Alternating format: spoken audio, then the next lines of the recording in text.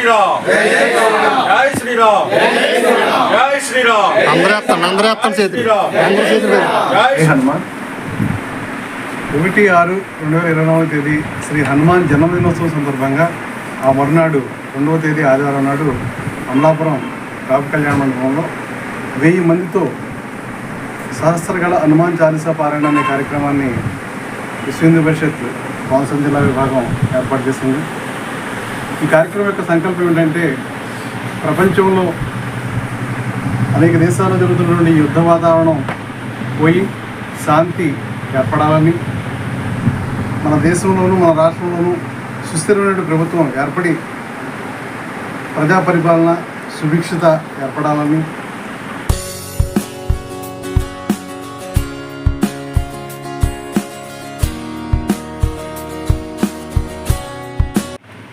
ఏ ఆలోచనతో అయితే మన అధినేతలు ఈ చాలీసాని హనుమాన్ చాలీసాని నిర్ణయించారో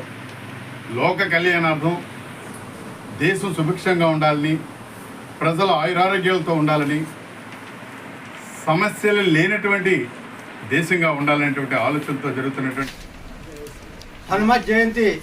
జన్మదినోత్సవం సందర్భంగా వచ్చే నెల 2వ తారీఖున అమలాపురం మెట్ల సత్యనారాయణ గారి కాపు కళ్యాణ మండపంలో విశ్వ హిందూ పరిషత్ ఆధ్వర్యంలో